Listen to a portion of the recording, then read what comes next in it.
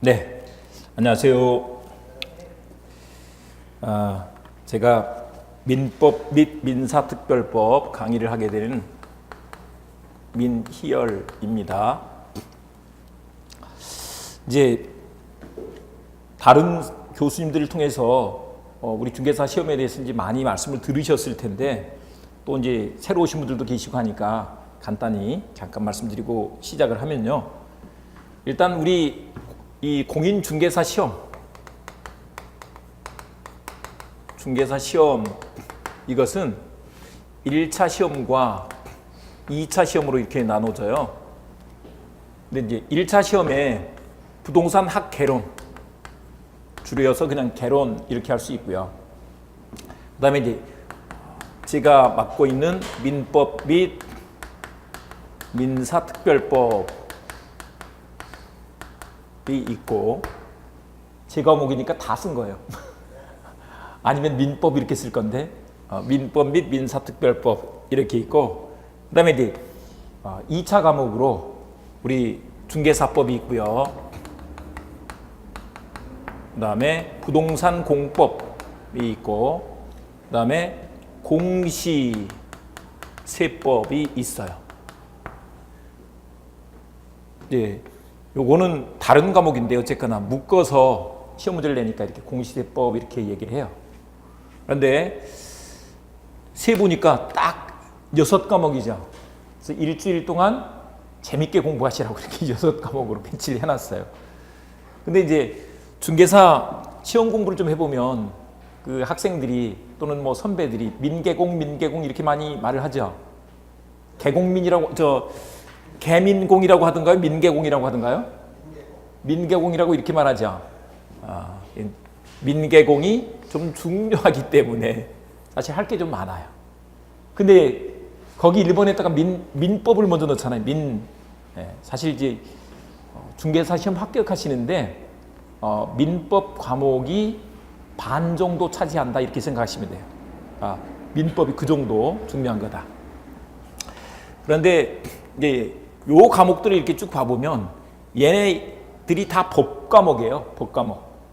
근데 사실 이게 이제 법대나 뭐 우리 로스쿨 같은 데서 공부하는 데 있어서 맨 처음 공부하는 게 뭐냐면 민법 과목인 거예요. 민법이 하여간 첫 출발이다 이렇게 생각하시면 돼요. 그래서 민법이 중요하다. 근데 이제 일단 요거는 조금 이따 뭐 공부하면서 계속 알게 될 거고.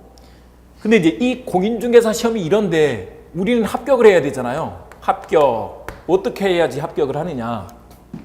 이렇게 정해놨어요. 법으로.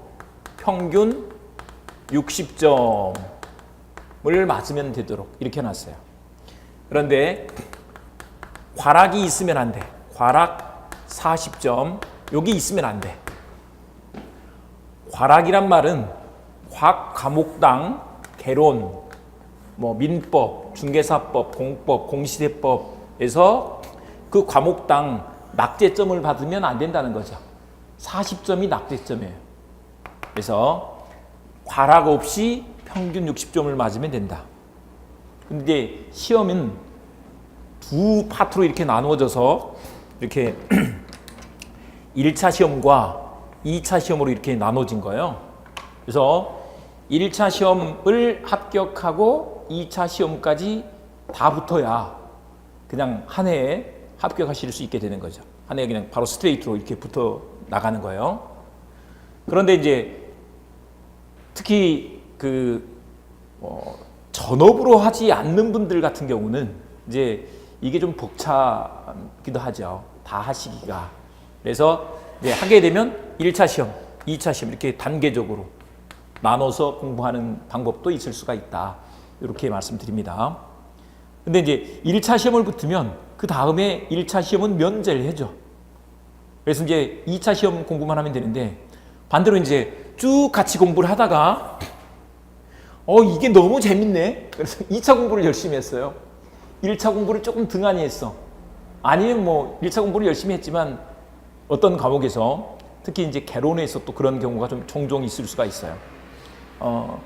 여기서 과락이 한 과목 나와버렸네? 그렇게 되면 2차 시험만 붙은 거잖아요. 근데 2차 시험만 붙은 건 안 쳐줘 또. 예. 그래서 일단 그래도 힘을 더 보태서 해야 될 것은 1차 조금 더, 그리고 이제 2차 시험. 근데 이제 우리 2차 시험까지 공부하시는데 일단 잘 하시려면 어떻게 해야 되느냐. 이 모든 개론 말고는 다 복과목이거든요. 근데 그 출발점이 민법이야. 아까 근데 민법이 반 정도 차지한다 그랬죠. 그러니까 봄까지 열심히 민법 위주로 공부를 좀 많이 해주셔야 된다는 거. 요걸 말씀드리고, 그렇다고 그러면 이건 안 하면 되느냐? 그거 아니에요. 사실 이걸 하고 이걸 하면 또 도움이 되고, 이걸 하고 또 이걸 하면 서로 도움이 돼요.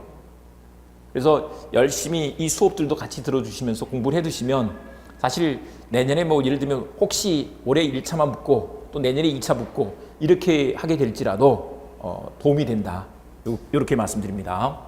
어쨌거나 얘들이 좀 할 게 많은 모양이네. 이 정도 알아두시고. 그런데 이제 합격을 하는데 우리 평균 60점을 맞으면 되잖아요. 평균 60점. 근데 이 평균 60점 요걸 잘 맞춰야 되는데, 사실 제일 좋은 것은, 사실 이거 뭐 수석 합격한다고 나중에 우리 지금 이제 여기 학원에 온 건 합격을 위해서 왔는데, 맞잖아요, 그죠? 합격을 위해서 왔는데 이 합격해서 뭐 하려고 한 거예요? 일하려고, 아니면 좀 더 이 자극적으로 얘기하자면 돈 벌려고 하는 거잖아요. 돈 벌어야죠. 근데 그 돈 버는 건 결국 경제 문제인데, 경제 법칙에 따르면 어떻게 해야 돼요? 아니, 최소 투자로 최대 산출을 얻어야 되는 거잖아요. 그러니까 이거 사실 남게, 예를 들면 뭐 평균 뭐 80점을 맞고 그래서 뭐 합격했다고 나중에 돈 잘 벌고 이런 거 아니다. 제일 좋은 거는 평균 60점을 딱 맞고 붙는 거다. 제가 이제 실제로 이렇게 강의를 해보니까 이렇게 딱 맞게 붙는 사람들도 봤어요. 그런 경우들이 있는데, 그분은 나름대로 거기에 맞추려고 한 건 아니고 나름 열심히 했는데 거기에 맞았겠죠. 어떻게 그걸 딱 맞추겠습니까? 근데 이제 요걸 어떻게 1차 중심으로 이제 잠깐 말씀을 드리면 어떻게 해야지 되느냐. 요거요. 우리 개론이 40점을 맞는다고 생각을 해보세요. 이 개론 과목 이제 여러분 수업 들었잖아요. 개론 과목 수업 들으셨는데 개론이 쉽다 그래요? 어렵다 그래요?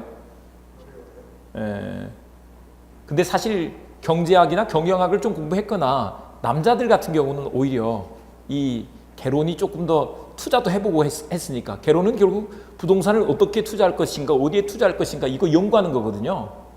그런 감각이 있으면 좀 더 쉬운데, 그런 게 아니고 이제 특히 여자분들 같은 경우 계속 집안 살림만 하다가 이제 나오신 분들 같은 경우는 이게 좀 쉽지 않을 수가 있죠.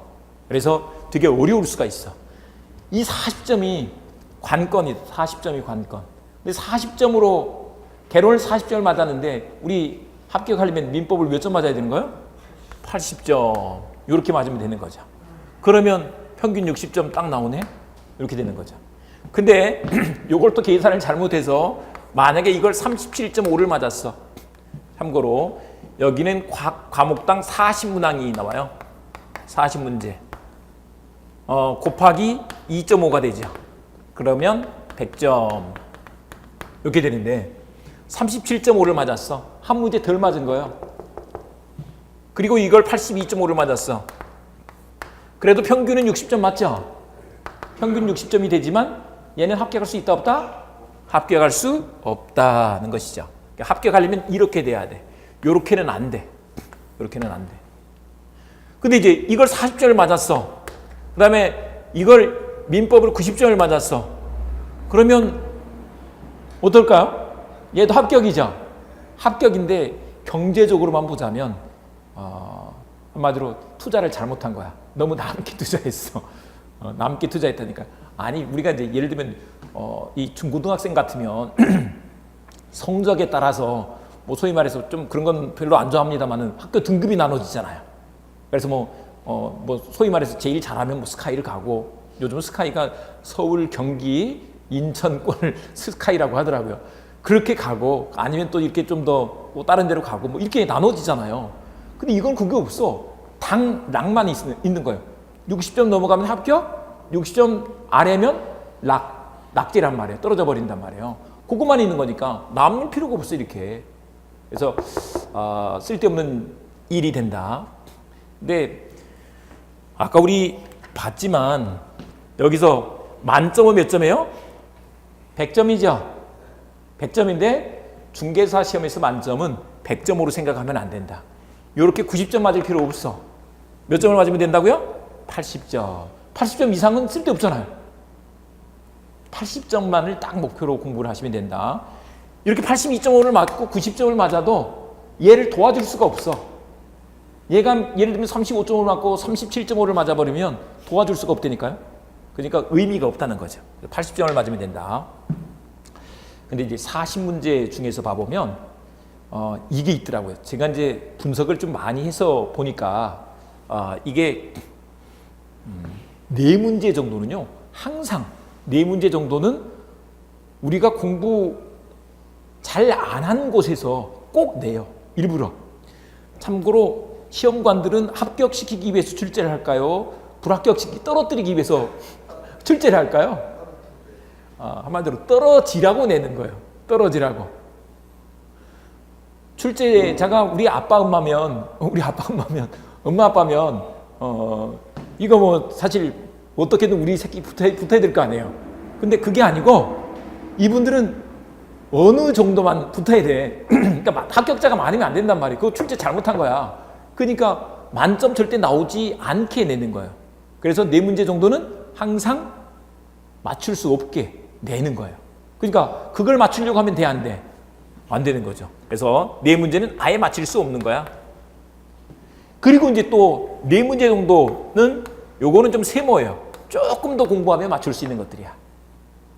그리고 요거 빼고 나면 몇 문제가 남아요? 32문제가 남죠. 얘는 이 중에서 한 30% 정도, 그러니까 40문제 중에서 한 30% 정도는 그냥 공부하면 누구나 맞출 수 있는, 그러니까 30점은 누구나 받을 수 있게 줘요. 30점은.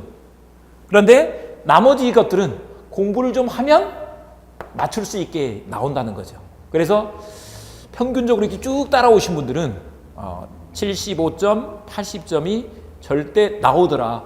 미니어라고 하니까. 아셨죠? 어떻게 하면 붙을 것 같아요? 공부를 열심히 하면 붙을 것 같아요?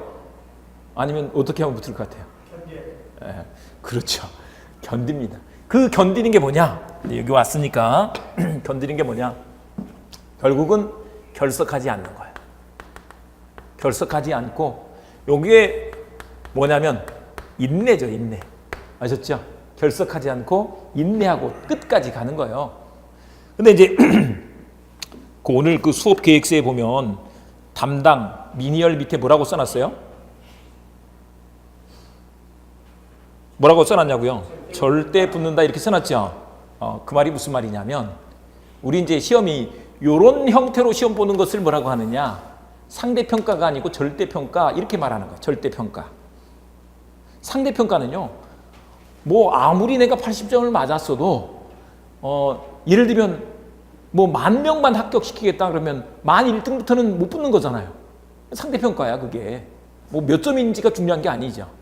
근데 이제 절대평가는 보셨지만 어쨌거나 과락 없이 평균 60점이면 붙을 수 있게 해놨단 말이죠. 근데 계산해 보니까 요 점수가 나올 수밖에 없어. 그래서 요렇게 쭉 달려가면 결국 결과는 뭐냐? 절대 붙는다. 요거죠. 이제 나중에 여러분들이 졸릴 때쯤 되면 제가 절대 붙는다 구호를 한번 외칠 거예요. 아셨죠? 확신을 가지고 중요한 게 이게 확신이거든요. 확신. 확신을 가지고 해야 되는데 사실 사람이라는 게 확신을 가지고 했지만 흔들릴 때가 있죠. 흔들려야 안 흔들려요? 흔들릴 때가 있다니까요. 그런데 요 마음을 계속 잘 유지하면서 가면 아셨죠? 그러니까 제 수업 시간에 안 빠지면 붙어요. 제가 이제 거기 사실 조심스러워서 잘 얘기하지 않는데 이런 사람들이 있어요. 제 수업 듣고서 90점, 95점 막 이런 사람들 나와요. 이제 제 또 자료가 좋아요. 네. 좋아서 이렇게 나오는데 제가 재밌는 말로 재수 없는 것들 이렇게 얘기를 해요. 거기서 재수 없다는 건 진짜 재수 없는 게 아니고 재수를 안 한다, 월에 바로 붙는다, 이런 뜻인데, 그런데 사실 그렇게까지는 할 필요 없어. 그냥 쭉 따라와서 요 정도 점수까지만 가면 돼. 만약에 이 정도 점수가 이미 확보가 됐어, 그러면 다른 거 해야지. 다른 거 아셨죠? 이렇게 가야지. 물론 근데 이제 이 젊은 청춘들 중에서 봐보면 민법도 이 점수 맞고 다른 과목들도 점수 잘 맞아서 정말로 점수 남게 이렇게 붙는 사람들이 있어요. 뭐 그런 건 또 인정해줘야죠. 그렇게 가면 되지. 그래서 확신을 가지고 공부하면 절대 붙는다, 이렇게 된다는 것이다. 아셨죠? 그래서 일단 1년간 잘 준비하면 결과는 뭐라고요? 합격. 요게 합격이 다른 말로 뭐라고요? 절대 붙는다. 결론이다. 네, 이렇게 나왔습니다. 그 중에 이제 민법으로 들어와 가지고 이제 잠깐 진행을 해보면요. 우리 민법 및 민사특별법 이렇게 돼 있는데, 이거를 법 그러면 좀 일단 어렵게 느껴져요? 안 어렵게 느껴져요? 근데 어떤 곳이든지 처음 가는 길은 다 어려워요. 저 여기 많이 와본 동네예요. 많이 와본 동네인데 오늘 첫 강의 하면서 여기 온 건 처음이에요.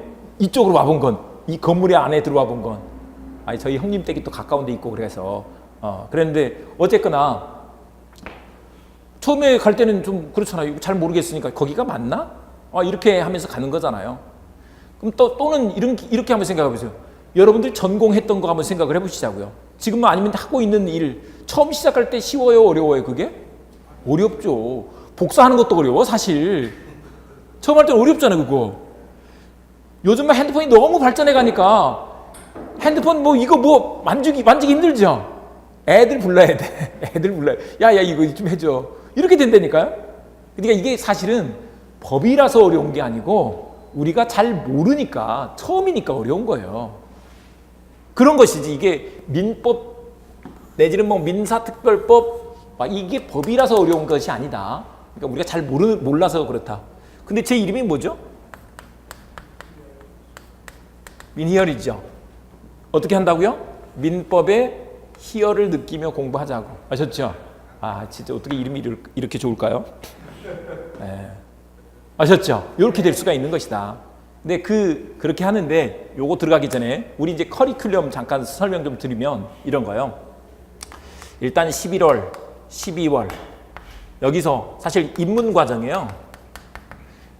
입문 과정이 되고요. 그 다음에 이제 1, 2, 3, 4. 요 경우는 이제 기본서로 하는 과정인데, 기본 과정. 거기다가 2, 3, 4월까지 가면 이제 심화 과정. 이렇게 돼요. 그 다음에 이제 5, 6월 가면 여기는 이제 핵심 정리. 7, 8월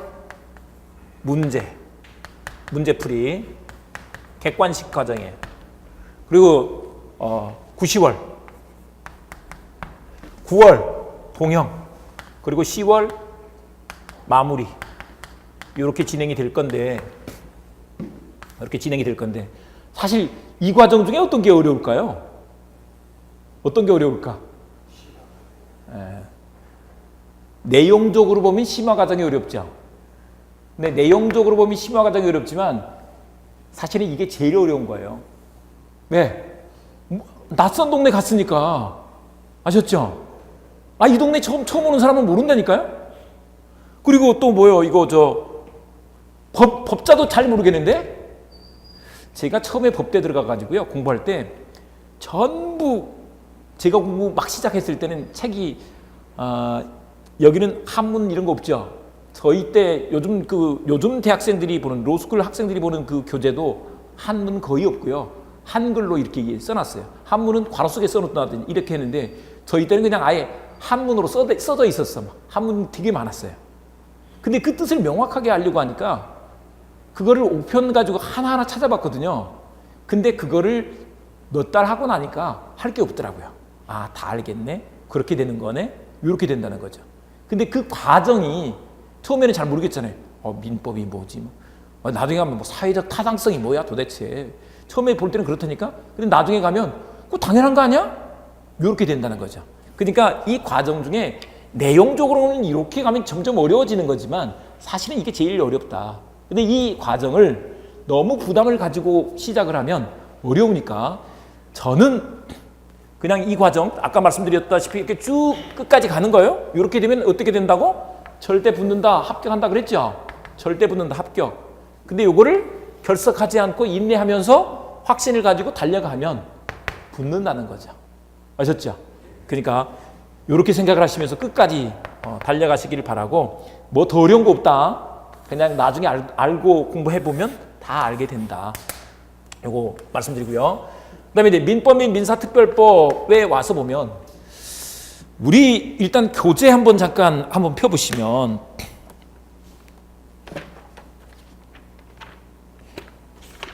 일단 교재 130페이지 한번 펴보세요. 130페이지.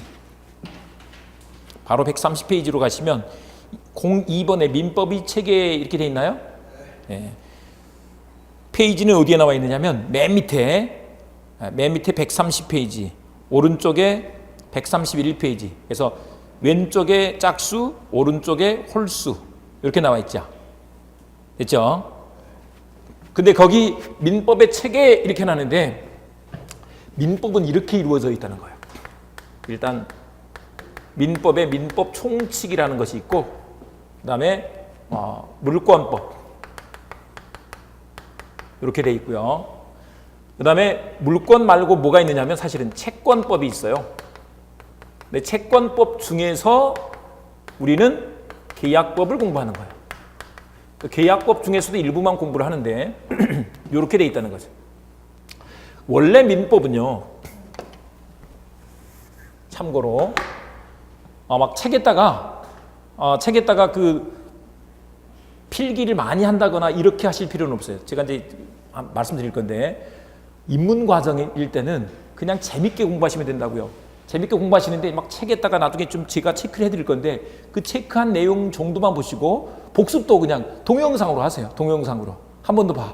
그래서 보시면서 그랬지 요 정도만 하고 가시면 된다.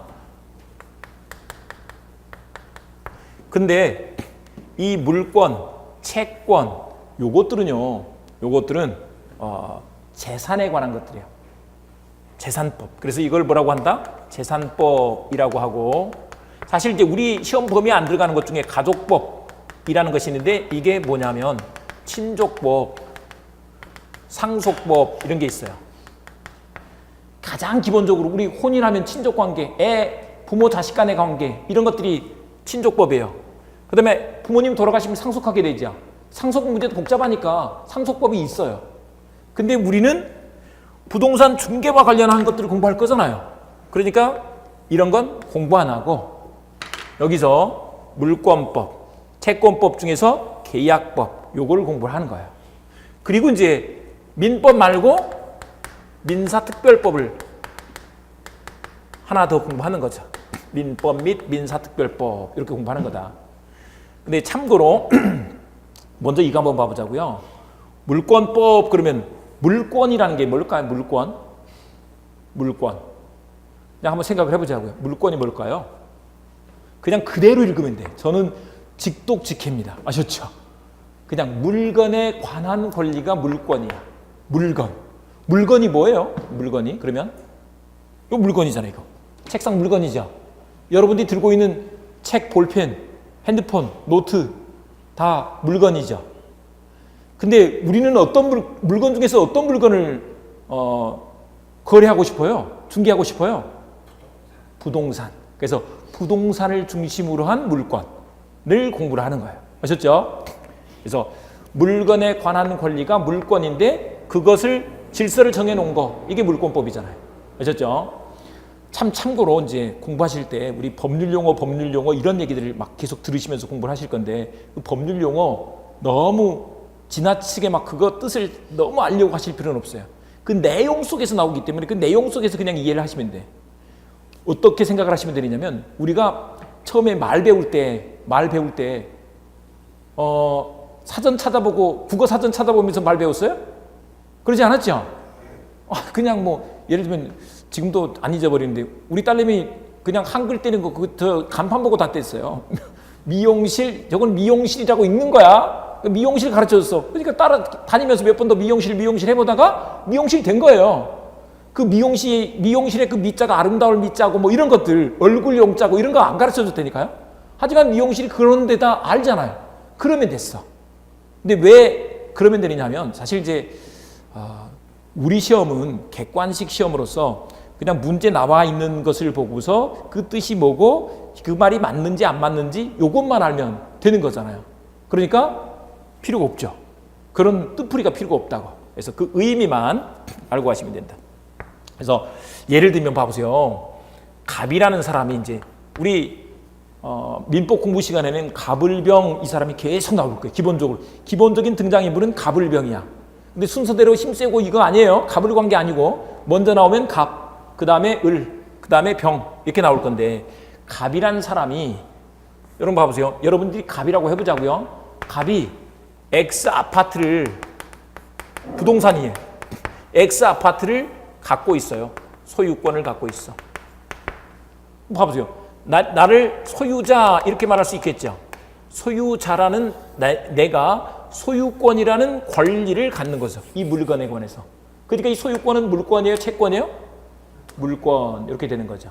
아셨죠? 그 말인 것이다. 근데 이제 채권은 뭘까요? 채권은 뭘까? 우리 채권 많이 들어봤죠? 근데 약간 이건 좀 한문을 한번 뜻풀이 해보면 좀 쉬워. 이 채권이 사람인변이에요. 사람인변. 그리고 책임 물을 때 이 책자예요. 책임이 있다 없다 할 때 이 책자라고. 사람한테 책임을 묻는 게 채권이라고. 그러니까 봐보세요. 예를 들면 내가 어떤 사람한테 여러분들이 친구한테 돈 100만 원 꿔줬다고 생각해 보세요. 그럼 내가 그 친구한테 돈 100만 원 받을 채권이 있는 거죠. 100만 원을 받을 채권이 있단 말이에요. 100만 원 가지고는 뭐 친구지간에 뭐 소송까지 할 건 아닐 것 같긴 한데 만약에 그거 1억이라고 해보자고. 1억 받을 채권이 있어. 안 줘. 그러면 어떻게 할 거예요? 소송해서 나중에 강제 집행해야죠. 책임을 묻는 거예요. 그게 채권이라고. 아셨죠? 그래서 예를 들면 봐보세요. 갑이라는 사람이 채권자야. 그 다음에 을이라는 사람이 채무자야. 근데 이 사람한테 100만 원을 받을 채권이 있다네. 그러면 이 채무자한테 100만 원을 받을 수 있는 채권이 이 사람한테 있는 거죠. 아셨죠? 네. 이런 것을 채권이라고 한다. 그래서 채권은 사람에 대한 권리야. 대인권. 요건 대물권 이렇게 말한다. 대물권. 물건에 대한 권리. 요건 사람에 대한 권리야. 대인권. 아셨죠? 네. 이렇게 되는 것이다. 근데 이제 기본적으로 이렇게 이루어진다. 그런데 우리 민법에서 우리 이제 중개사 민법에서 하는 그 민법은 뭐냐면 보세요. 부동산에서 부동산 중개하는 것들을 공부할 거란 말이에요. 그런데 그 부동산에서 중개하는 게 뭘까요? 매매하는 거하고 그 다음에 임대차 하는 거하고 그거죠. 크게 보면 두 가지야. 매매 임대차. 부동산에 보면 다 그 매매 임대차 써놨잖아요. 그걸 중심으로 해서 공부하는 거예요. 사실 우리 민법에는 전형 계약으로서 민법전에다가 15가지 계약을 넣어놨어. 아셨죠? 15가지를 넣어놨는데 그 중에서 매매 임대차를 중심으로 해서 공부를 하는 거예요. 매매 임대차만 있는 것은 아니고 매매 말고 교환이라는 것도 있는데 교환은 살짝 지나가요. 서로 바꾼대, 트레이드한대. 그 다음에 이제 임대차. 중요한 건 매매 임대차겠죠. 매매 교환 임대차. 이걸 중심으로 해서 근데 이걸 했더니 채권이 생기는 거예요. 보세요. 채권이 생기는데 예를 들면 봐보자고요. 매매 계약을 한번 맺어보자고요. 파는 사람을 뭐라고 하느냐? 매도인이라고 말하고 사는 사람을 매수인이라고 한다. 예를 들면 이 사람이 X는 지금 따로 말 안 하면 이제 우리는 부동산이에요. 아셨죠? 부동산 X를 그냥 항상 편하게 저는 10억을 기준으로 삼습니다. 10억짜리 매매 계약을 맺었어. 이렇게 했을 때 그러면 이 매수인 을은 매도인한테 X를 받을 채권이 생긴 거죠. 맞죠? 근데 이거를 X 자체를 갖는 게 아니고 값이 X를 넘겨줘야 을이 가질 거 아니에요. 그 다음에 이제 매도인 이 사람은 매수인한테 10억을 받을 채권이 생긴 거죠. 근데 이게 10억은 이 사람이 줘야지 된다니까요? 안 주면 못 받아. 그러니까 10억 자체가 아니라 이 매수인한테 10억을 달라고 할 수 있는 채권이 있다 이렇게 말을 한다. 아셨죠? 사람이 줘야 되니까. 여기서 사람이 넘겨줘야 되니까. 채권. 우리 이제 임대차도 한번 생각해 보자고요. 우리들이 많이 꿈꾸는 거. 집 많이 가지고 세를 많이 줬어. 그래, 우리 이제 임대인 입장에서 봐보자고요. 그러면 세 준 사람, 집주인을 뭐라고 하느냐? 임대인이라고 하고요. 세 든 사람을 임차인이라고 한다고요. 아파트를 세를 줬다고 봐보자고. 아파트를 세를 줬어. 그러면 임대차 계약을 맺는데 이 임대차 계약을 맺으면 을이 그 임차인으로서 아파트에 가서 살 수 있는 권리가 생겨. 그걸 뭐라고 하느냐? 임차권이라고 하고, 그 다음에 이제 임대차는 기본적으로 세를 주는 거예요. 세를 뭐 50을 준다, 뭐 100을 준다라고 해보자고요. 그런 걸 뭐라고 하느냐? 이제 법에서 차임, 세를 차임이라고 한다. 임대차에서 차임 이렇게 말하는데, 그러면 이제 차임을 받을 채권이 생기는 거죠. 근데 여기서 또 봐보세요. 이게 100만 원이라고 했을 때 100만 원이라고 했을 때 100만 원 자체가 아니라 100만 원은 지금 눈에 안 보이는 거잖아요. 이 사람이 100만 원을 줘야지, 임차인이 100만 원을 줘야 이 사람이 만족을 얻을 수 있는 거예요. 아셨죠? 네, 이렇게 되는 것이다. 아, 그래서 이런 것들은 채권이라고 하는구나. 아셨죠? 물권과 채권을 완전히 나누고 있어. 물권과 채권을 이렇게 나누고 있다. 근데 이제 여기서 한 가지 볼까요? 요것들을 합쳐서 뭐라고 하느냐? 이걸 통칭해서 이름 하나 붙여주는데 그걸 권리라고 한다. 아셨죠? 권리. 근데 그 권리는 뭘까요? 권리. 여기서 이랬더니 봐보세요. 내가 내 물건을 갖고 있어. 아까 내가 소유자야. 그러면 아파트에서 어떻게 해요? 아파트를 내가 쓸 수 있죠. 사용하는 거야. 그걸 세를 줄 수도 있죠. 그러면 거기서 수익할 수 있어. 이익이 생기죠. 세를 받을 거 아니냐고요. 그리고 팔아버려. 나중에 팔 수도 있죠. 처분할 수도 있어. 그러면 돈이 생기죠.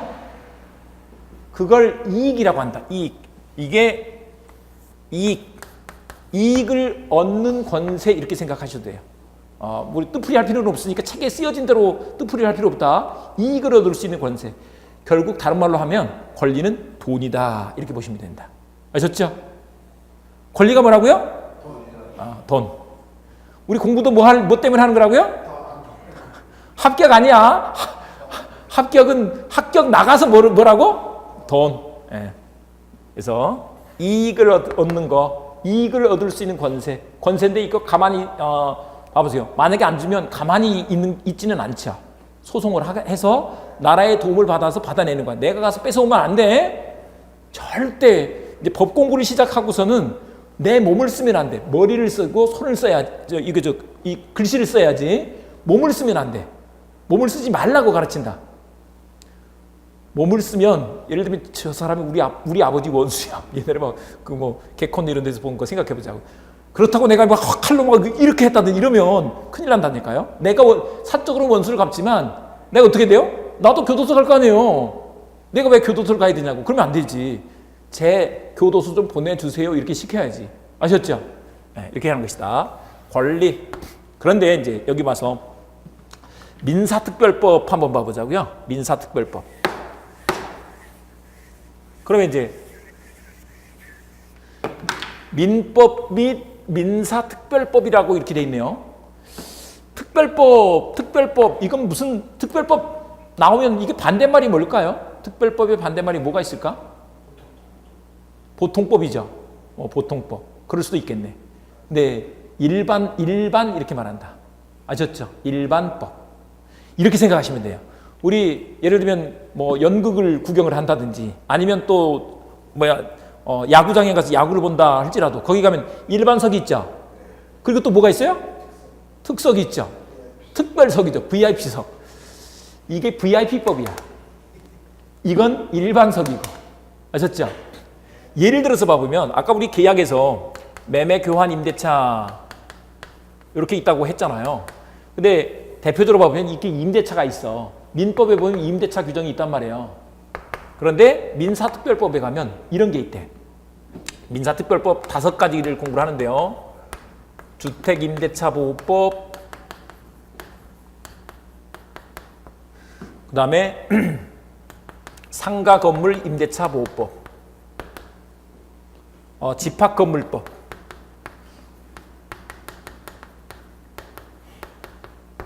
그 다음에 가등기담보법. 다 알려고 막 외우려고 할 필요 없어요. 이거 절대 외울 필요 없어. 그 다음에 부동산 실명법. 이렇게 5가지로 이루어져 있는데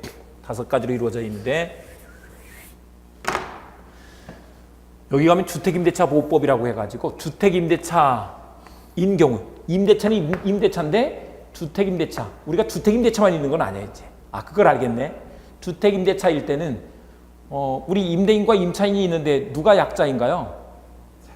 약자는 밟아야 돼, 보호해줘야 돼? 밟죠. 일반적으로 밟죠. 근데 내 새끼가 큰 애가 있고 작은 애가 있어. 그러면 지금 작은 애가 울고 있네? 뻔하죠. 그러면 가서 작은 애를 밟아야 돼? 너 왜 그랬니? 하면서 아셨죠? 나라는 이제 그때는 일단 약자를 보호하기 위해서 법을 만들어 두는 거예요. 아셨죠? 약자를 보호하기 위해서. 누가 보호 안 해주니까 나라에서 보호하도록 해뒀다고. 그래서 주택임대차일 때는 주택임대차보호법이 먼저 적용되도록 해놨어요. 그런 걸 뭐라고 하느냐? 이런 걸 특별법 우선의 원칙이라고 한다. 뭐라고요? 특별법 우선의 원칙이라고 한다. 근데 우선이란 말은 특별법을 먼저 적용한다는 것이지 특별법만 적용한다 이 뜻은 아니라고. 아셨죠? 그래서 예를 들면 이제 봐보세요. 어떤 식으로 가느냐. 갑이란 사람이 임대인이고요. 그리고 을이 임차인이야. 그래서 X에 관해서 임대차 계약을 맺어서 임차권이 있는데 이게 만약에 주인이 바뀌었다라고 보자고요. X가 양도가 됐어. 그래서 양도는 이제 어쨌거나 매매로 산 사람을 말하는 거야. 양수인은 매매로 산 사람을 말하는 거야. 넘겨받았단 말이에요. 이 임차인이 양수인한테 야, 나 계속 쓸 거야. 이렇게 말할 수 있을까요? 없을까요? 있는 거예요? 없는 거예요? 요걸 아까 우리 물권은 대물권 그랬고 대인권 그랬어. 근데 아까 우리 임차권은 물권이라 그랬어요? 채권이라 그랬어요? 대인권이란 것은 뭐냐면 을은 갑한테만 말할 수 있는 거야. 병한테는 말을 못한다고. 아셨죠? 이걸 배우는 거야. 예를 들면 내가 그 친구한테 돈 100만 원을 꿔줬는데 그 친구가 돈을 100만 원 안 갚아. 그러면 그 엄마 아빠를 내가 안단 말이에요. 엄마 아빠 때 쫓아가가지고 당신 아들이 빚을 안 갚으니 돈 내놓으세요. 이렇게 할 수가 있다 없다? 없다는 거예요. 그렇게 하면 안 된다는 거야. 걔한테 빌려줬으면 걔한테 받아야지. 그 엄마 아빠도 아니라니까. 아셨죠? 근데 아까 우리 임차권은 채권이라 그랬죠. 그러니까 누구한테만 말할 수 있어? 갑한테만 말할 수 있고 병한테는 말 못하는 거예요. 주장을 못해. 그런 걸 이제 조금 나중에 공부하다 보면 이제 대항력 이렇게 말하는데 대항할 수 없다 이렇게 말한다. 말 못하는 거야. 주장 못해. 그런데 주택임대차일 때는 이제 요즘 상식적으로 알잖아요. 어떻게 하고 사니까 주인 바뀌어도 기한 채우고 나갈 수 있다대. 아셨죠? 특별히 주택임대차에서 그렇게 정해놓은 거예요. 특별히. 그러니까 그렇게 특별히 정해놓은 것만 그 특별법이 우선해서 적용되는 거야. 이거 한번 생각해 보자고요. 우리는 일반인, 요즘 뭐 문 대통령 인기 많잖아요. 문 대통령은 대통령이고 공항에 가서 뭘 하더라도 우리는 그냥 일반적으로 타는데 거기는 VIP 며칠 전에 외국에 나가신 그 대통령도 VIP 룸으로 이렇게 해서 나가시더라고요. 그렇죠? 다르네. 근데 그분들이 밥 먹는 거하고 우리들이 밥 먹는 거하고 같아요, 달라요? 밥 먹는 건 똑같아. 단지 좀 차이가 있다. 공항 이용할 때 차이가 있고, 그다음에 또 방탄차를 타느냐 안 타느냐 이런 게 차이가 있다니까. 그것만 그래. 그것만 아셨죠? 아니 좀 죄송합니다. 소형차를 타도 똑같이 갈 수 있잖아요. 뭐 똑같이 갈 수 있지. 근데 단지 교통사고 났을 때 많이 찌그러지느냐 좀 덜 찌그러지느냐 이 차이가 있다니까요. 그게 차이점이야. 그것만 그렇다고. 그러면 주택임대차에 대해서 민법이 적용된다 안 된다? 된다 이거다. 따로 규정해놨을 때만 그게 먼저 적용된다. 이게 특별법 우선의 원칙이다. 아셨죠? 그래서 이렇게 돼 있는데 아까 우리 민법이 몇 문제라 그랬어요? 저 한 과목당 몇 문제씩 시험 문제가 나온다 그랬어요? 40문제 나온다 그랬죠? 40문제를 어떻게 내느냐? 이제 이 민법 총칙에서 10문제, 그다음에 물권법에서 14문제, 계약법에서 10문제, 민사특별법에서 그러면 몇 문제 남았어요? 6문제. 이렇게 남았죠. 그래서 다 합치면 몇 문제? 40문제. 아셨죠? 근데 앞에가 제일 어려워 원래. 뒤로 갈수록 쉬워져. 그러니까 잘 참고 공부를 잘 하시면 된다. 그리고 이제 나중에 문제 풀 때도 마찬가지예요. 끝까지 공부를 하면 딱 합격하게 점수가 나오게 생겼잖아요. 근데 문제는 뭐냐면 이제 가다가 어려운 문제 막 붙들고 막 끙끙대고 3분 썼는데 틀리고 문제는 그거 틀리면 다른 여파가 있어가지고 다른 문제까지 틀려버려. 그러면 돼, 안 돼? 안 된다는 거죠. 그러니까 문제 풀 때도 전략적으로 가실 필요가 있다. 근데 그런 건 차차 말씀드린다. 근데 이제 여기서 한 가지 말씀 안 드린 게 있어. 민법 총칙이란 게 있다. 근데 이 민법 총칙은 뭐냐? 이거죠. 민법 총칙은 말 그대로 총칙이야. 칙자는 무슨 칙자냐? 이거 법칙할 때 법다도 법법자고 칙자도 법칙자예요. 법이야. 다. 근데 이게 뭐냐면 물권과 채권에서 공통된 것들이 있을 거 아니에요. 권자 들어간 건 똑같네. 그래서 이때는 이제 물권, 채권을 이렇게 할 수가 없으니까 민법 총칙 가면 그걸 권리란 이름으로 공부를 하는 거예요. 권리란 이름으로. 아셨죠?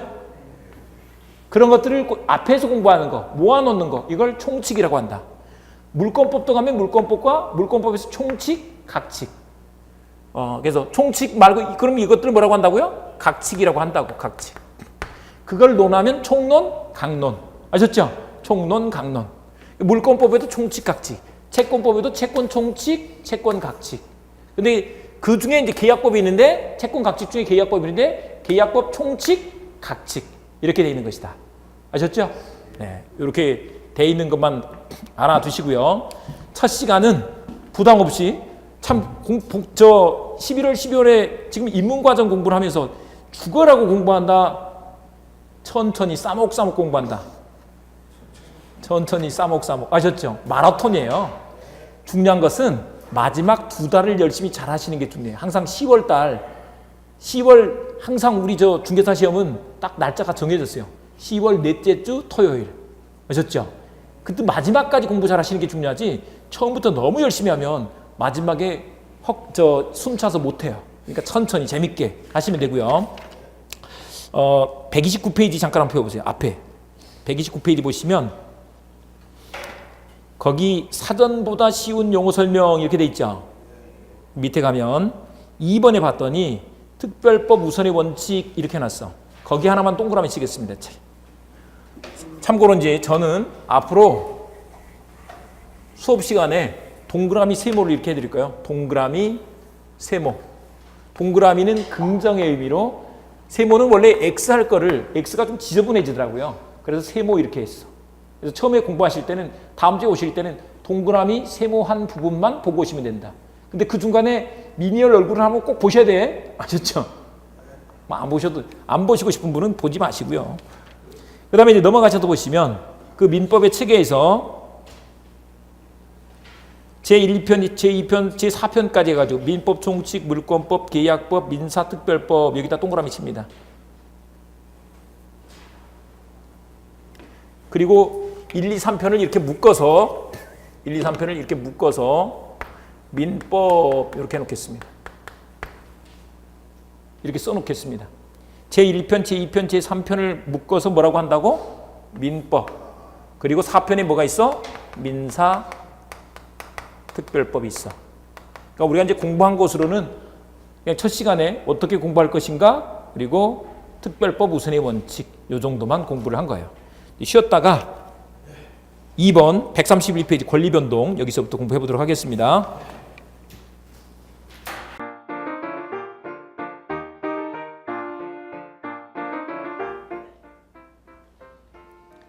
안녕하세요. 부동산 공법 강의하는 고상철입니다.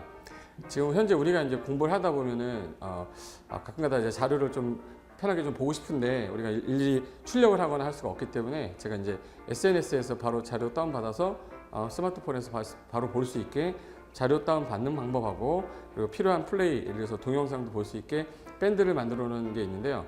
그 밴드를 제가 간단하게 소개시켜 드릴 건데, 밴드는 다 스마트폰에 다 있으실 거예요.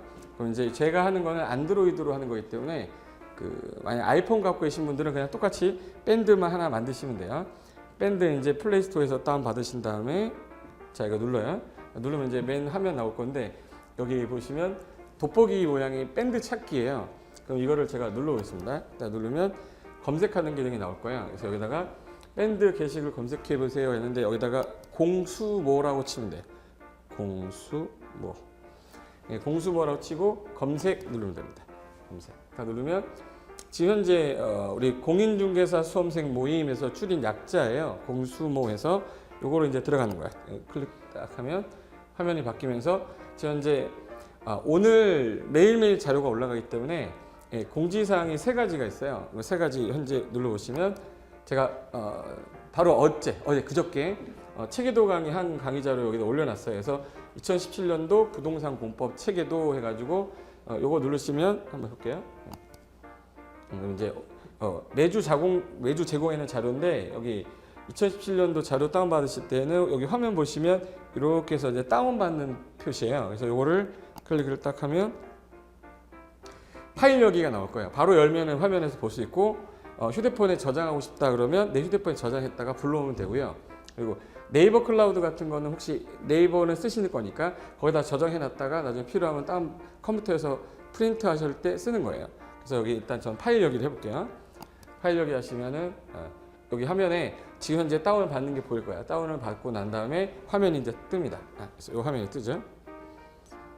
원래 맨 첫 화면 이제 부동산 공법 체계도 제가 그 6시간 정도, 7시간 정도 촬영한 그 자료, 강의 자료인데, 이거 이제 넘기면 이제 우리가 했던 강의 자료거든요. 근데 확대를 넘기면 내 눈으로 좀 크게 보겠다 그러면 확대해서 순서대로 이렇게 보시면 돼.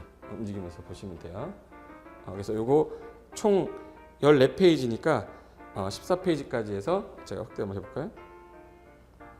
자, 그래서 내가 관련된 자료 좀 보고 싶을 때 이렇게 다운받아서 보시면 되고요. 다시 나갈게요.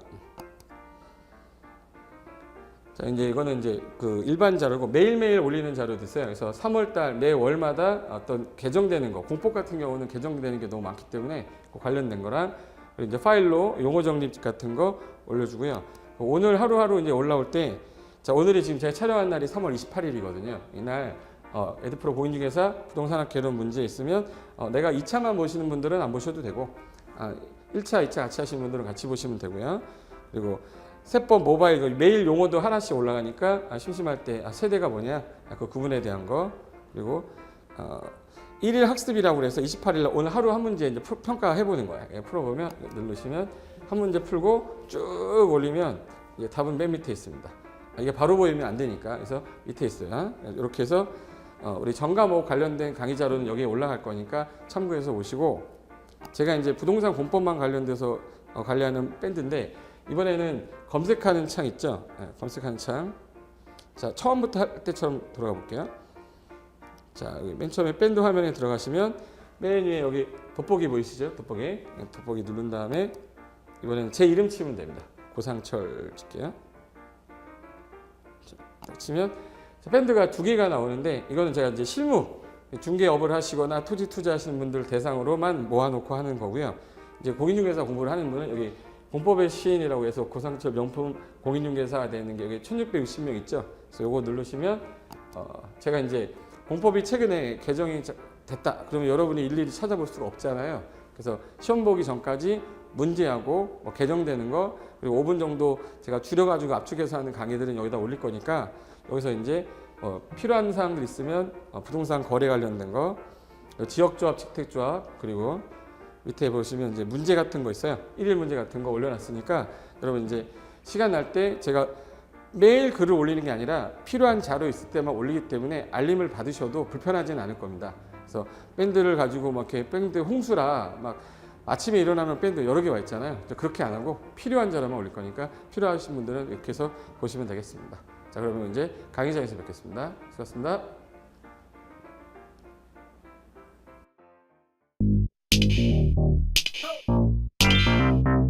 검색하던 창으로 다시 오셔서 자격증을 딴 후에 내가 뭐 상가 예를 들어서 상가 중개라든지 예를 들어서 토지 중개 또는 아파트 중개 하기 위해서 여러 가지 소식을 좀 많이 받으셔야 되는데 실질적인 자료는 365 부동산 스터디라고 그래요. 그래서 약자로 365 부스라고 치시면 됩니다. 365 부스 하시고 검색을 누르시면 이제 365 부동산 스터디 365 부스라고 해서 띄어쓰기 하셔야 돼요. 그래서 요거 클릭을 하시면 지금 현재 제가 자료 하나 올려놨는데 최근에 국토부에서 주차정법을 개정했어요. 그래서 중개하시다 보면은 새로 개정되는 소식을 자기가 일일이 찾을 수 없기 때문에 저기 이런 데서 들어와서 밴드 소식 계속 받으시면 남들보다는 또 실전에 조금 더 도움이 되지 않을까 해서 운영하는 거고 대부분의 전문가 중에서 유명하신 전문가분들이 다 모여 계시니까 여기서 잘 활용하시면 자격증도 따고 그 다음에 이제 실무에서도 도움이 되는 밴드니까 그렇게 좀 간단하게 소개 좀 드렸습니다. 자, 그러면 밴드에서 뵙겠습니다.